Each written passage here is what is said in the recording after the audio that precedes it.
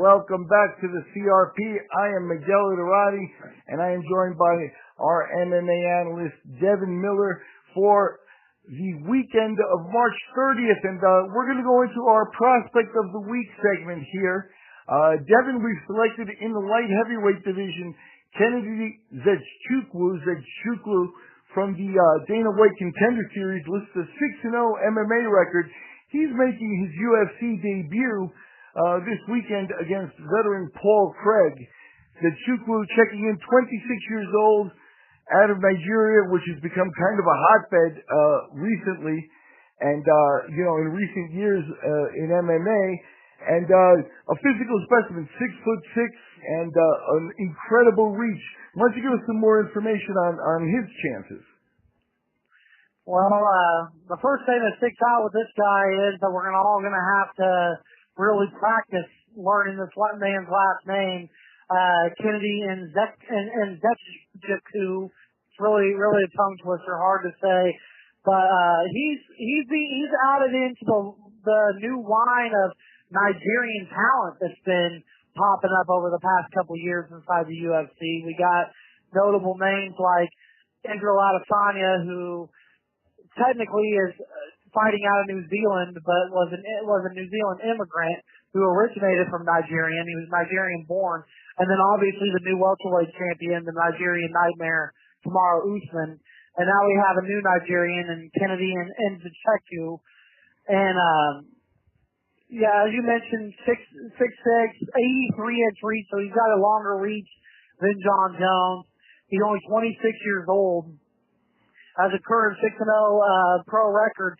He's had 2 fights on the Dana White Contender Series, which is, if anybody's not familiar with it, it's a Fight Pass promotion that's exclusively on UFC Fight Pass that Dana White started, where they're bringing in new prospect talents and having them fight. And if they're impressive enough, Dana White awards them with a UFC contract.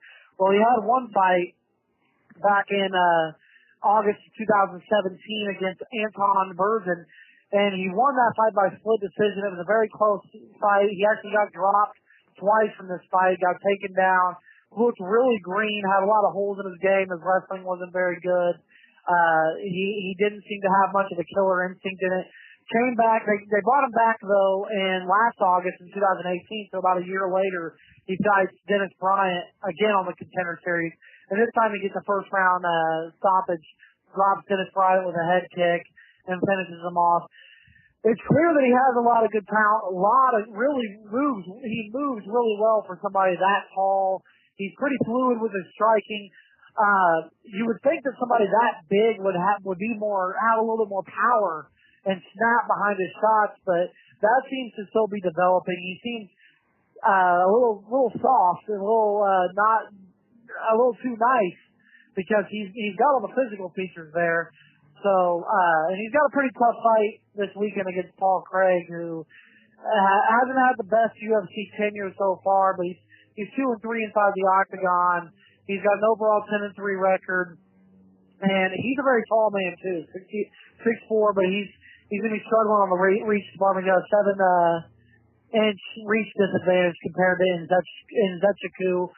But we've talked a lot on the podcast about the light heavyweight division and heavyweight being probably the thinnest divisions, along with flyweight and maybe women's flyweight in terms of notable talent. But that seems to be changing with light heavyweight, even with rumors of John Jones moving up and Daniel Cormier already moving up.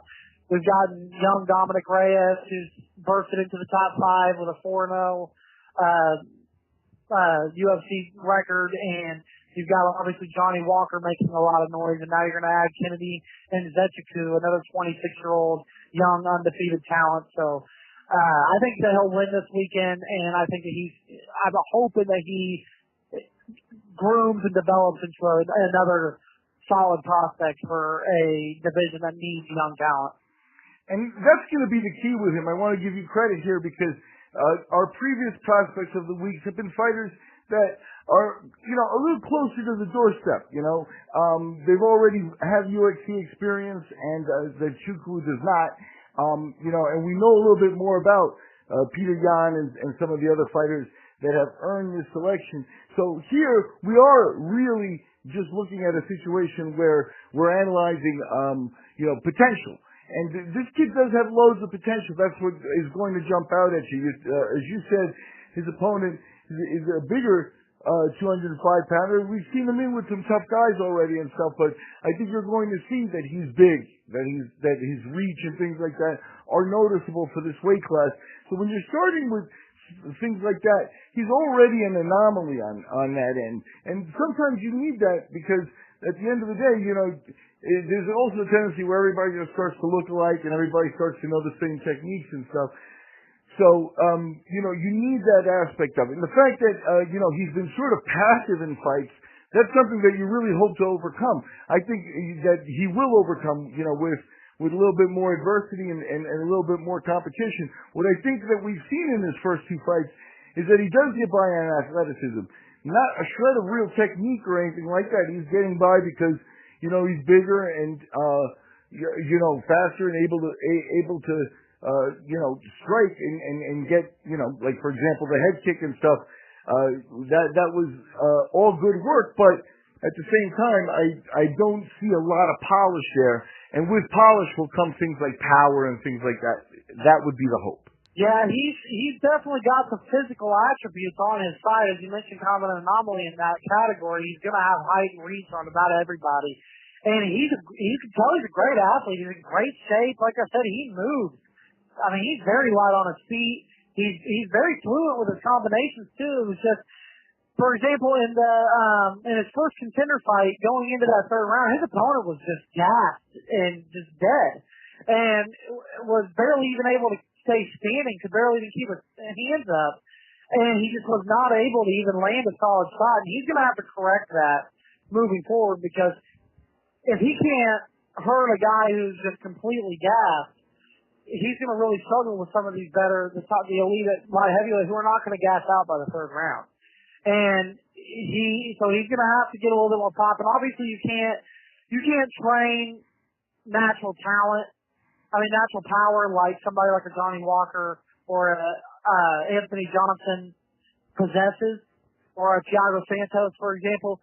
But you can train enough to hurt somebody. You can learn how to, something that, my old trainer used to talk to me about when I would kick a heavy bag, is not just touching it, but trying to kick through the heavy bag, actually learning to actually step through the heavy bag with my kicks. And you learn to develop more of a snap, more of a power, more of a intensity to your strikes, while at the same time remaining fluid and technically correct. And I think there's going to be somebody that's going to see him and be like, whoa, let's work on this kid. And he's going to get, if he doesn't already have it, he'll have some mentors come around who are going to work with him on his God-given talent and God-given natural, just physical ability and physical structure to his frame to make him a little bit more threatening, I think. I think we saw that already starting to prosper a little bit in his second fight in the Contender Series, because he seemed a lot more aggressive. Now, granted, the man that he fought was a far less intimidating striker as the first guy he fought, and was a lot shorter, but he was throwing head kicks to take the guy's head off, and he ended up dropping him, and he hammer fisted him real nice on the ground, like with intensity that I'm going to hurt you. So if he finds that mean streak and that sort of intensity to his game, he's, as you mentioned, he's got the physical abilities to be a serious contender at this division, I believe. Yeah, and the other part about adding technique too is in addition to that, you get the range of techniques. What are his elbows going to look like if he develops that sort of stuff? Does it become a powerful elbow striker with his height advantage? Does he incorporate knees?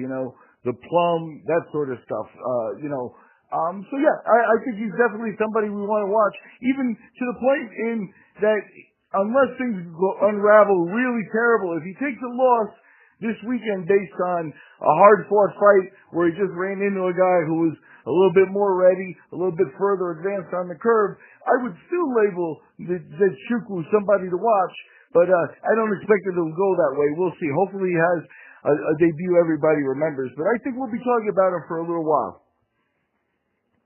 Yeah, I agree. I think this is a solid prospect of the week pick, and my main criteria for prospect of the week is somebody who is developing, isn't necessarily a contender yet. I believe that's a little bit different. We can even start a new segment called the contender of the week, but I think we cover all that just going into just analyzing main events and stuff, because most of the top contenders are fighting in top level fights. But the prospect of the week is typically somebody that's young, coming into the UFC, has a few fights in there, and it's somebody that could develop into a really solid top 10 worthy contender in the future. And we've covered Petr Yan. We've who do we have last week? Macy Barber, obviously. We had that guy with the Nurma Sharpimov. I'm gonna mix his name up unless I have it in front of me. But the guy that looks like Abe Lincoln. Oh, Zabit, yeah, we had Zabit, Magomed, Sharipov. See, all of those were a little bit safer than picking Kennedy and Nzechukwu, but I still think that this guy met the criteria for the week, and I'm interested to see what he becomes, because, as I mentioned, I'm hoping that he develops strong, because I get excited to see new, fresh faces in a division, and this division and heavyweight have been the two divisions they've needed some new talent for a long time. So I'm hoping that he's added to the list of the new talent that's been coming up at this division. The UFC is in Philadelphia this Saturday, March 30th, and we've been reviewing the card here on the CRP. Our MMA analysts Miguel Iturrate and Devin Miller have pinpointed Kennedy Nzechukwu, the 6-0 fighter making his debut against Paul Craig, as the prospect of the week, somebody to keep an eye on going forward.